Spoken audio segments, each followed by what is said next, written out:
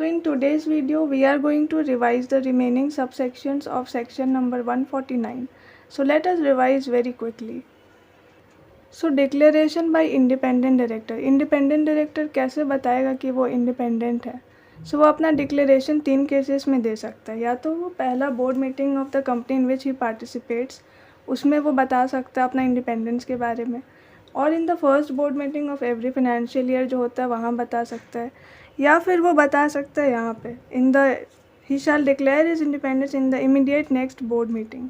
Immediate next board meeting वो अपना independence बता सकता है in case of change of circumstances in which may affect the status of his independence. कोई भी ऐसा सिचुएशन जिसमें उसका इंडिपेंडेंस पे सवाल उठता है तो उस केस में वो अपना इंडिपेंडेंस डिक्लेयर कर सकता है इन the immediate next board meeting. Next topic is code of conduct of independent directors. Independent directors को ये 4 कोड ऑफ कंडक्ट फॉलो करना होता है. So every independent director of the company shall abide by the code of conduct which is mentioned in Schedule 4 of Companies Act 2013. So क्या क्या वो 4 ऐसा code of conduct. पहला है अपहोल्ड एथिकल स्टैंडर्ड्स. उसको एथिक्स मेंटेन करके चलना होगा कंपनी में. दूसरा है maintain highest level of integrity. उसको इंटीग्रिटी भी मेंटेन करके चलना होगा. इंटीग्रिटी मतलब सच बोलना, ठीक है. Now he should avoid conflict of interest. कोई भी ऐसा कॉन्फ्लिक्ट उसको अवॉइड करना जिसमें उसका डबल इंटरेस्ट है. Now exercise his duties bonafidely to the best of interest of company. उसको वो सारा काम करना है जो कंपनी के हित में हो, ठीक है. वो अपने फ़ायदा के लिए काम नहीं कर सकते, उसको कंपनी के लिए ही फ़ायदा के लिए काम करना है. उसके बाद सब सेक्शन 9 बोलता है कि इंडिपेंडेंट डायरेक्टर को ईसॉप नहीं मिलेगा. एम्प्लॉय स्टॉक ऑप्शन प्लान का बेनिफिट इंडिपेंडेंट डायरेक्टर को नहीं मिलेगा, बट बोर्ड मीटिंग अटेंड करने के लिए उसका जो भी खर्चा होगा वो सारा उसको रीइम्बर्समेंट मिल जाएगा, वो सारा खर्चा का. नाउ सब सेक्शन 10 और 11 बात करता है इंडिपेंडेंट डायरेक्टर का टेन्योर का. सो 5 साल के लिए वो अपॉइंट हो सकता है, मतलब 5 साल लगातार. For consecutive 5 years he can be appointed, और वो रीअपॉइंट भी हो सकता है for another 5 years by passing SR in GM.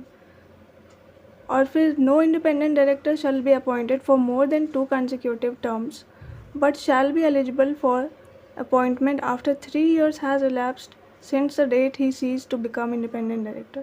इसका मतलब देखो, पहले तो वो 5 साल के लिए कंसिक्यूटिव 5 years के लिए अपॉइंट हो गया, उसके बाद वो रीअपॉइंट भी हो गया 5 साल के लिए by passing SR in GM. But 2 consecutive साल के लिए हो गया ना अपॉइंट, तो अब नहीं हो सकता है. अब वो तभी अपॉइंट होगा जब 3 साल तक वो खाली बैठा है, मतलब 3 साल तक वो इंडिपेंडेंट डायरेक्टर नहीं बन के बैठा हुआ है तभी. बट यहाँ पे 3 साल में वो कंपनी में किसी भी तरह से एसोसिएटेड नहीं होना चाहिए. इन द कैपेसिटी इनडायरेक्टली और डायरेक्टली एसोसिएटेड नहीं होना चाहिए उस कंपनी से. So this was tenure of independent director. So अब बात करते हैं लाइबिलिटी क्या इंडिपेंडेंट डायरेक्टर का. ये बताया गया सब सेक्शन 12 में. सो कोई भी ऐसा फ्रॉड या कुछ भी ऐसा कंपनी में ऊपर नीचे हुआ जिसमें वो उसका कंसेंट दिया हुआ था, तो उस केस में इंडिपेंडेंट डायरेक्टर लाइबल होगा, पहला बात.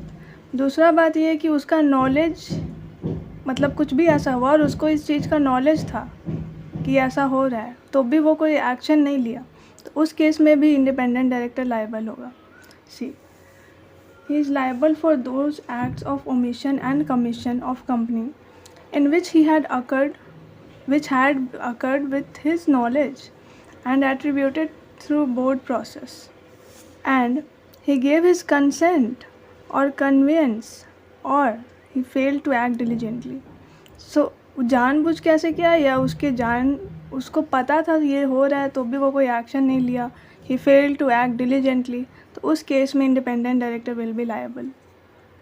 और फिर सब सेक्शन 13 कुछ नहीं, बस इतना बोलता है कि independent director is not liable to retire by rotation. Rotation से रिटायर नहीं हो सकता independent director under section 152, 6 and 7. उसके बाद 149(4) से लेके अभी तक जो भी पढ़े 149(13) तक, ये सारा ही सब सेक्शन था रिलेटेड टू इंडिपेंडेंट डायरेक्टर. सो वो इस कंपनी में अप्लाई नहीं होगा. सेक्शन 8 कंपनी में नहीं होगा, IFSC कंपनी में नहीं होगा. बट सेक्शन 8 कंपनी को उसके लिए दिखाना होगा कि वो डिफ़ॉल्ट नहीं किया है filing of financial statement under section 137, या फिर वो एनुअल रिटर्न फाइल कर लिया है अंडर सेक्शन 92. मतलब ये दोनों में डिफ़ॉल्ट नहीं हुआ है, तभी इसको एग्जाम्पशन मिलेगा, नहीं तो नहीं मिलेगा. सो this was all about section number 149. सारा एक एक सब सेक्शन रिवाइज किया है, so you can refer my previous videos. So this is it for this video. See you all in the next one. Bye.